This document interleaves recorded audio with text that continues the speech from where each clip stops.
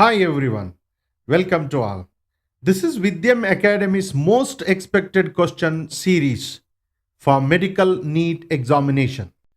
Today's topic is NCERT Class 12 Biology, Chapter number 6, Evolution, Origin of Life, Evolution of Life Forms, a Theory. Let's welcome to all. Let's get started. The first question, Stanley Miller and Harold Urey in 1953 performed a landmark experiment to test whether organic molecules could arise from inorganic chemicals. Which of the following correctly describes their experimental setup and result? Option A. They simulated early Earth conditions, methane, ammonia, hydrogen, and water vapor, with electric sparks mimicking lightning. After 1 week, they detected amino acids and other organic compounds in the condensed liquid. Option B. They mixed glucose and nitrogen gas with ultraviolet light and produced nucleotides providing DNA arrows before proteins. Option C. They boiled seawater with oxygen and carbon dioxide and produced the first living cell in the laboratory. Option D. They demonstrated that proteins can spontaneously assemble into a functional ribosome under early Earth condition without any template. Could you guess the right answer for these questions? Let's check whether guess right or wrong. Option A is right answer for this question. Let's understand by taking deep analysis of this explanation. Miller and Urey built a closed apparatus simultaneously simulating early Earth's reducing atmosphere.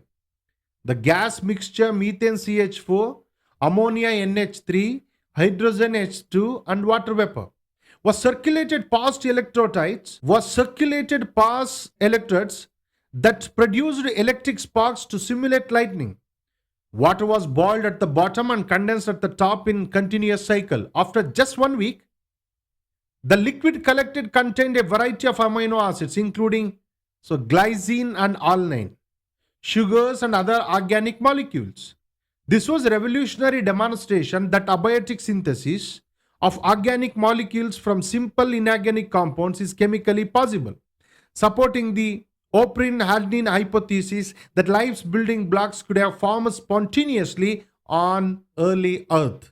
It remains the most cited experiment supporting chemical evolution. That's what option A is right answer. The question number 1 which demands for.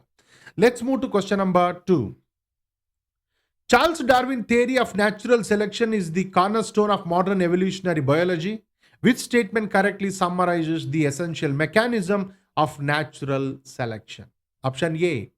All organisms undergo random directed mutations and those with the most mutations survive and reproduce best. Option B. Organisms that work hard acquire new traits during their lifetime and pass these acquired characteristics to offspring. Option C. Heritable variations exist in populations. Individuals with favorable variations survive and reproduce better in a given environment. So differential reproductive success over generations, that favorable traits increase in frequency. Option D. Natural selection drives all species toward increased complexity regardless of environmental conditions. Would you guess the right answer for this question? Yes, option C is right answer for the question. Let's go to detailed explanation why and how option C is right answer here. Darwin's theory of natural selection rests on 3 observable facts and 1 logical conclusion. Fact 1 is overproduction. Organisms produce for more offspring than can possibly survive. Fact 2 is variations. Individuals in a population differ from one another in inheritable traits. Fact 3, struggle for existence. Limited resources means intense competition for survival. Logical conclusion is differential survival and reproduction. Individuals with variations are better suited to their environment survive longer and leave more offspring, passing those favorable traits to the next generation. Over many generations, this differential reproductive success changes the genetic composition of the population. Evolution occurs. Darwin had no knowledge of genetics. Mendel's work was unknown to him, but his concept was later reconciled with the Mendelian genetics in the modern synthetic theory of evolution. Next, move to question number 3. Hooper in 1924, they held 1929, independently proposed the first scientific hypothesis about the origin of life. What did their hypothesis suggest? Option A, life originated on other planets and arrived on Earth via meteorites, a concept called a panspermia. Option B, life was created by a divine act and has remained unchanged since the beginning of Earth.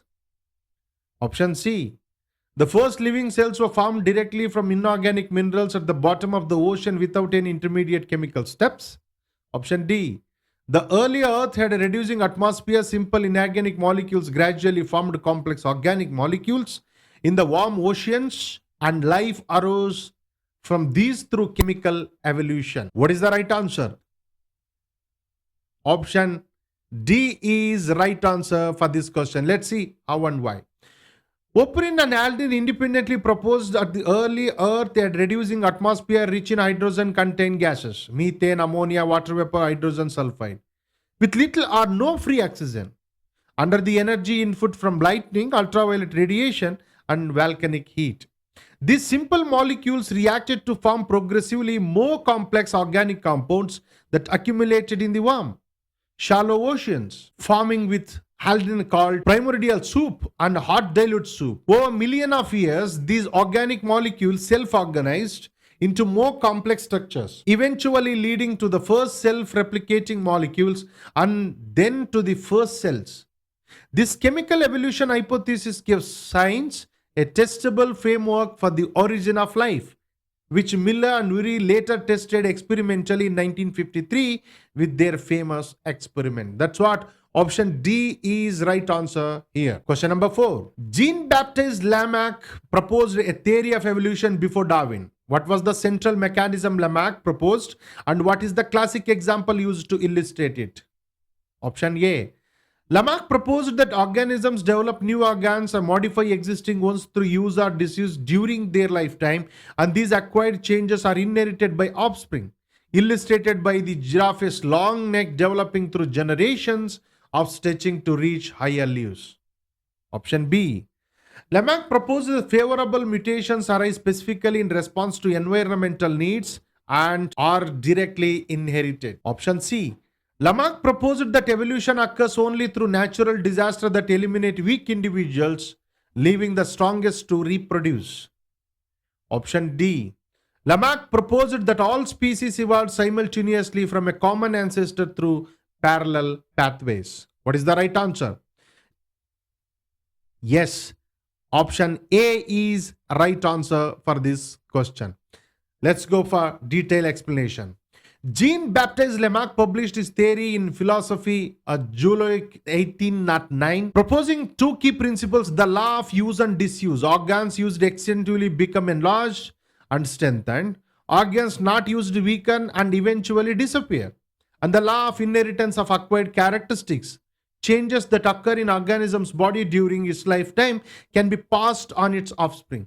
The classic example is the giraffe. Lamarck proposed that ancestral giraffes with short necks stretched their necks throughout their lives to reach higher leaves.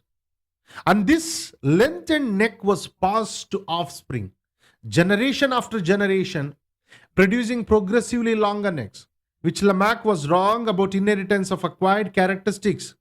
So Weismann's experiments disapproved it by cutting moose tails for 20 generations with no effect on spring tail length. His concept that evolution is driven by organism environment interaction was an important step forward from the prevailing idea of fixed species.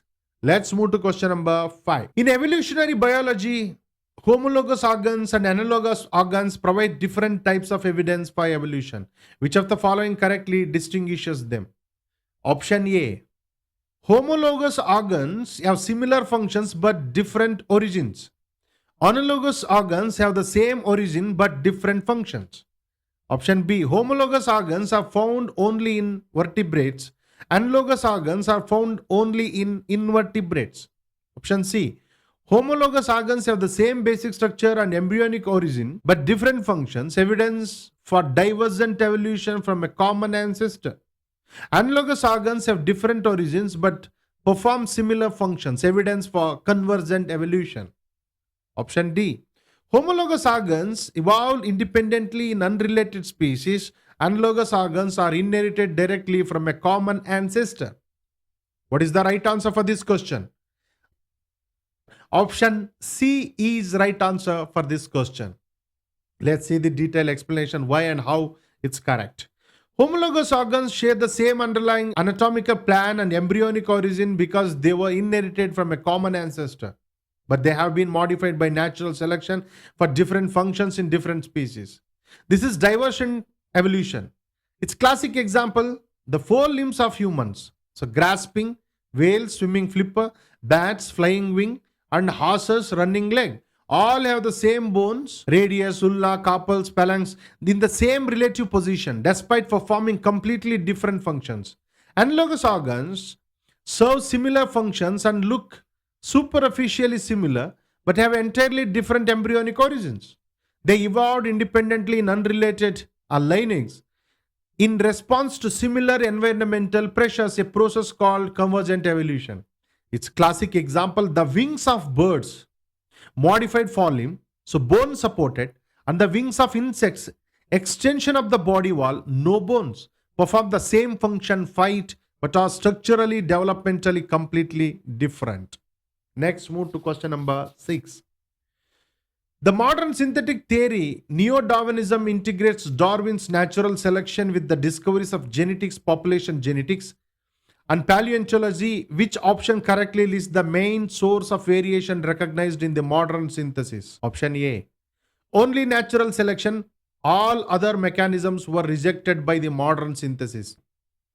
Option B. Only mutation and genetic drift. Natural selection was considered insufficient in the modern synthesis. Option C. Mutation, genetic drift, gene flow, and natural selection, but not recombination, which was excluded. Final D.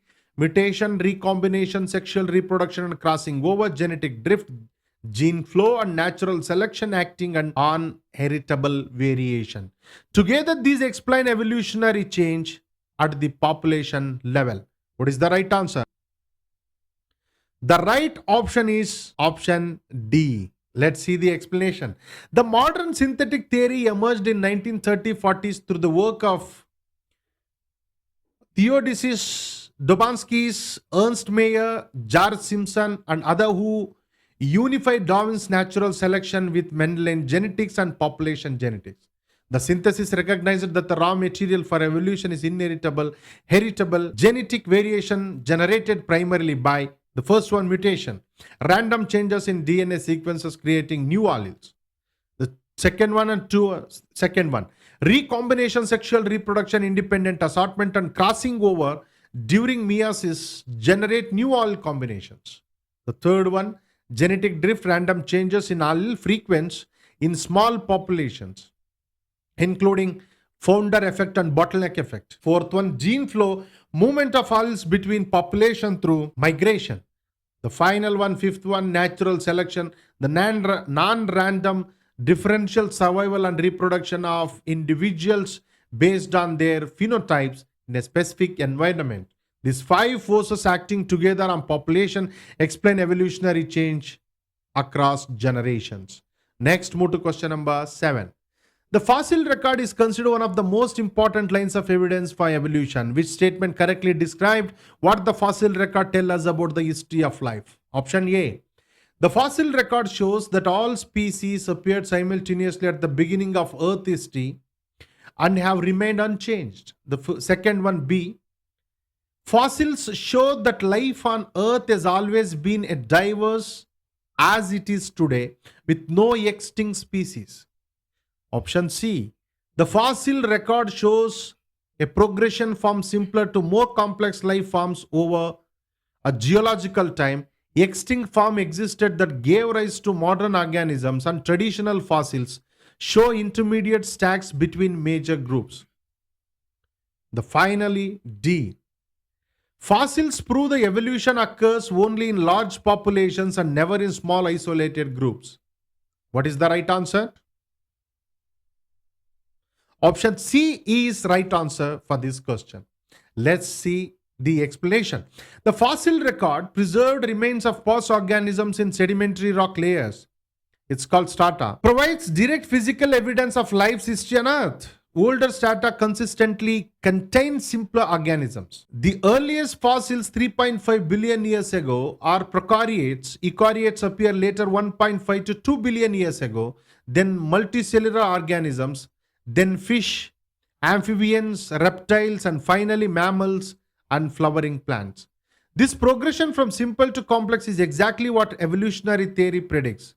Crucially, many extinct species are represented in the fossil record that show clear transitional features between major groups. For example, Archaeopteryx shows both reptilian feature, so teeth, a clawed wings, and long bony tail, and bird feature, feathers and wishbone. Documenting the transition from dinosaurs to birds, the fossil record also shows mass extinctions followed by explosive diversification of surviving lineages. Question number 8. So here match the column. The first one scientists and the column 2 key contribution to evolutionary theory. The first one Charles Darwin. So here the option A. Theory of natural selection, organisms with favorable heritable variations survive and reproduce better. So Jean-Baptiste Lamarck. Option B. Proposed inheritance of acquired characteristics and use and disuse the mechanism of evolution. 3. Stanley Miller. Experimental demonstrated abiotic synthesis of amino acids from simple inorganic gases. O'Brien and Halden. So here the option D. Independently proposed that organic molecules could arise chemically in early Earth's reducing atmosphere. So here the options A. 1A, 2B, 3C, 4D. Option B, 1B, 2A, 3D, 4C. Option C, 1A, 2D, 3B, and 4C. And option D, 1C, 2A, 3D, and 4B. What is the right answer? Option A, 1A, 2B, 3C, and 4D. Let's check why and how. So the first one is a Charles Darwin. So Darwin published on the origin of species in 1859, proposing that evolution is driven by natural selection, heritable variation plus differential survival and reproduction, a mechanism supported by his observation during the voyage of HMS Beagle 1831 and 1836. So here the second one, Lamarck. So Jean-Baptiste Lamarck published his theory in 1809 in Philosophie Zoologique, proposing use and disuse inheritance of acquired characteristics, though later disapproved. It was the first serious scientific framework for evolution. Third one, Miller. Stanley Miller with heraldry in 1953 built a simulated early Earth apparatus and experimentally produced amino acids from methane, ammonia, hydrogen, and water vapor using electric sparks. The first experimental evidence for abiotic organic synthesis. O'Brien and Halden. The working independently in 1924 and 29 respectively, they proposed the primordial soup hypothesis. The organic molecules could arise chemically from simple inorganic compounds in the early Earth's reducing atmosphere, providing the theoretical framework that Miller later tested. Let's move to question number 9. So here assertion A, Lamarck's theory of evolution based on inheritance of acquired characteristics was rejected, but there is no mechanism by which phenotypic changes acquired during an organism's lifetime can alter the germline DNA and be passed to offspring. So reason R. August Weismann's experiment showed that cutting the tails of mice for 20 consecutive generations produced no change in tail length of offspring, demonstrating that somatic body changes do not affect the germline, so reproductive cells and therefore cannot be inherited. Option A. Both A and R are true, but R is not the correct explanation of A. A is true, but R is false. Option C. Both A and R are true, and R is the correct explanation of A. And option D. A is false. Lamarck's theory was accepted by modern genetics as explaining some forms of epigenetic inheritance. What is the right answer? Let's check what is the right answer. Option C is right answer. Both A and R are true, but R is the correct explanation of A too. Assertion A is true because Lamarck's theory requires the phenotypic changes acquired during an organism's lifetime. Like a blacksmith's stronger arms and giraffe's stretched neck. be converted into heritable genetic information and transmitted to offspring. So modern biology provides no mechanism for this. Somatic cells, body cells do not contribute DNA gametes, egg and sperm. So whatever changes occur in body cells during life cannot alter the DNA in the germline that forms the next generation. Reason R is also true, and it gives the classic experimental disproof. August Weismann's cut the tails of mice for 20 successive generations and measured offspring tail length each time. The offspring consistently had normal length tails, demonstrating that the acquired somatic change, tail amputations, had absolutely no effect on the inheritable germline or directly explains A. Weismann's experiment showed that separations of germline and soma, the Weismann barrier, which is biological reason why Lamarck's mechanism cannot work. Option C is confirmed. That's what option C, A, both A and R are true, and R is the correct explanation of A. And the final question of this topic: arrange the following events of chemical evolution and the origin of life in correct chronological order. So P, formation of early Earth with a reducing atmosphere containing methane, ammonia, hydrogen and water vapor. Q, abiotic synthesis of simple organic molecules, amino acids, sugars and nucleotides under energy input from lightning, UV and heat. R, polymerization of monomers into macromolecule, polypeptides and polynucleotides on mineral surface are in hydrothermal vents. Yes. Self-assembly of complex organic molecules into aggregates, operin and microspores, FOX. T, development of self-replicating RNA molecules, the RNA world stage. The final one, U, formation of the first cell-like structures with lipid membranes enclosing self-replicating molecules, the first protocells. A, QPRSTU. B, PQRSTU. C, PSQRST. D, RPQ. What is the right answer? Option B is right answer. PQRSTU is correctly matched chronologically. Let's see the explanation. Chemical evolution followed a logical stepwise progression from simple to complex. The first one, P, the early Earth 4.5 billion years ago formed with a reduced atmosphere, no free oxygen, rich in H2, CH4, NH3, H2O vapor, and energy sources from lightning, UV radiation, so volcanic activity. The Q1, under this energy input, simple inorganic molecules reacted abiotically to form organic monomers, amino acids, sugars, fatty acids and nucleotide precursors, as demonstrated by Miller-Urey 1953. So in R, over a million of years, these monomers concentrated and polymerized on mineral surfaces are in hypothermal vent environments to form polypeptides and polynucleotides, the first biopolymers. The S1, these macromolecules self-assembled into colloidal aggregates. Operin proposed protein lipid droplets with selectively concentrated chemicals from solution, and Sidney Fox produced proteinoid microspheres. Next, T, RNA molecules with catalytic activity, ribosomes, developed the ability to self-replicate. This RNA world stage preceded DNA-based genetics.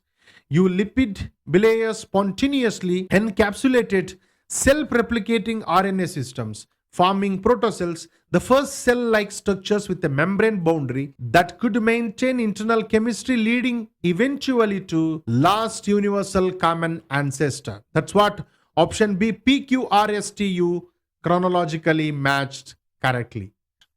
So here we explained 10 most important and expected questions for your upcoming NEET examinations. And next, I will come up with another topic which are very important for your NEET examination. Till so far, I would like to conclude this session with very well goodness. Thank you, and thank you so much to all.